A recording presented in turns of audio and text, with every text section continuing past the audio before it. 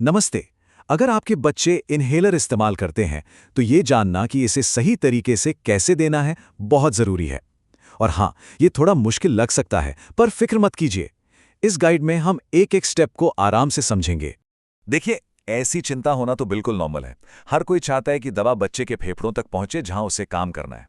अच्छी बात यह है कि कुछ आसान से स्टेप्स फॉलो करके आप इसमें एक्सपर्ट बन सकते हैं। तो चलिए इस पूरी प्रक्रिया को एकदम आसान बनाते हैं। ठीक है, तो चलिए शुरू करते हैं। हमारा प्लान सिंपल है। पहले हम समझेंगे कि स्पेसर इतना ज़रूरी क्यों है, फिर देखेंगे कि दवा कैसे देनी है, और आखिर में इन सभी चीज़ों को साफ सुथरा कैसे रखना है। सबसे पहले ये समझना ज़रूरी है कि स्पेसर सिर्फ एक प्लास्टिक की ट्यूब नहीं है। ये एक बहुत ही ज़रूरी टूल है। पर क्यों? क्योंकि ये पक्का करता है कि दवा सही जगह पहुंचे।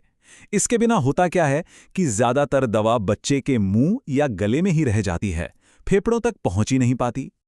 अब इसमें जो सबसे कमाल की चीज़ है वो है इसका वॉल्व। ये आप कह सकते हैं एक वन वे गेट की तरह काम करता है।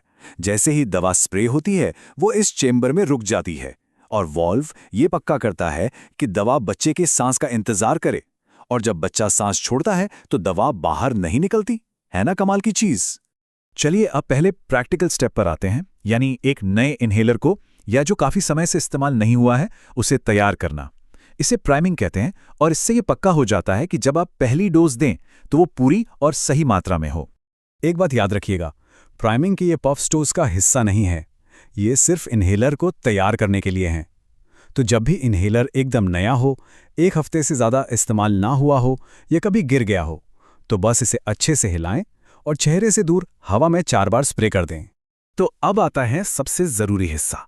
हम इसे बहुत धीरे धीरे और आराम से समझेंगे। एक बात हमेशा याद रखिए, अगर आप शांत रहेंगे तो बच्चा भी शांत रहेगा और आराम से दवा लेगा। सबसे पहले दोनों के कैप्स हटा दीजिए। फिर इन्हेलर को अच्छी तरह से हिलाना बहुत ज़रूरी है ताकि दवा ठीक से मिल जाए।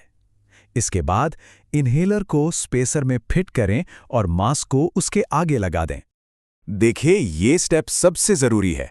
मास्क बच्चे की नाक और मुंह दोनों को पूरी तरह से ढकना चाहिए और कोई गैप नहीं रहना चाहिए। अगर ज़रा सा भी गैप हुआ ना तो सारी दवा लीक हो जाएगी और फेफड़ों तक पहुंचेगी ही नहीं। तो याद रखिएगा, बिल्कुल टाइट सील। बच्चे को सीधा बिठाएं, इससे उन्हें सांस लेने में आसानी होगी।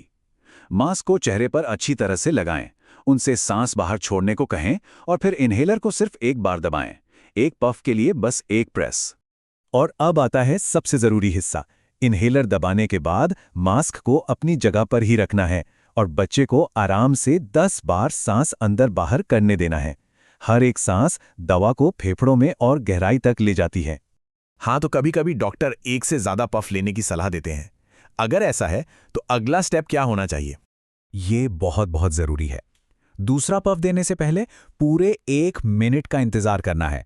इन्हेलर को स्पेसर से बाहर निकालें, 1 मिनट तक रुकें और फिर से वही पूरी प्रक्रिया दोहराएं। मतलब इन्हेलर को हिलाने से शुरू करते हुए। चलिए अब आगे बढ़ते हैं और देखते हैं कि दवा देने के ठीक बाद क्या करना है। ये कुछ छोटे छोटे लेकिन ज़रूरी स्टेप्स हैं जो बच्चे को आराम देंगे। अगर इन्हेलर में स्टेरॉइड है तो ये स्टेप्स बिल्कुल मत भूलिएगा। दवा देने के बाद मुंह कुल्ला करने या ब्रश करने से मुंह में होने वाली जलन या इन्फेक्शन से बचाव होता है, और चेहरे को पोंछने से त्वचा पर जो भी दवा लगी हो वो हट जाती है। अब जब दवा देने का काम हो गया तो चलिए इन उपकरणों की देखभाल पर भी बात कर लेते हैं। इनकी नियमित सफाई बहुत ज़रूरी है ताकि ये ठीक से काम करें और हाइजीनिक भी रहें, मतलब कोई इन्फेक्शन का खतरा ना हो। स्पेसर को हफ्ते में 1 बार इसके सारे पार्ट्स अलग करके हल्के साबुन वाले गर्म पानी में धोएं। इसे कभी भी डिशवॉशर में मत डालिएगा, उसकी गर्मी से यह खराब हो सकता है। और हाँ, इसे कपड़े से नहीं पोंछना है क्योंकि उससे स्टैटिक चार्ज बन जाता है और दवा इसकी दीवारों पर चिपकने लगती है। बस इसे हवा में अपने आप सूखने दें। और हाँ, एक छोटी सी बात जो अक्सर लोग भूल जाते हैं, खुद इन्हेलर को भी साफ करना ज़रूरी है। वो छोटा सा छेद जहां से दवा निकलती है वो भी ब्लॉक हो सकता है। तो हफ्ते में 1 बार एक गीले कॉटन बड से उसे धीरे से साफ कर दें ताकि स्प्रे हमेशा परफेक्ट आए। ये याद रखना बहुत ज़रूरी है कि ये जानकारी आपकी मदद के लिए है, लेकिन ये आपके डॉक्टर की सलाह की जगह नहीं ले सकती। हमेशा अपने डॉक्टर के दिए गए निर्देशों का ही पालन करें। हम सब जानते हैं कि जिंदगी भागदौड़ भरी होती है और कभी-कभी जल्दी करने का मन करता है। तो उन पलों में सबसे ज़रूरी चीज़ क्या है जो याद रखनी चाहिए? बस ये याद रखिए, मास्क की अच्छी सील और बच्चे की धीमी-धीमी सांसें जल्दबाजी करने से कहीं ज़्यादा ज़रूरी हैं।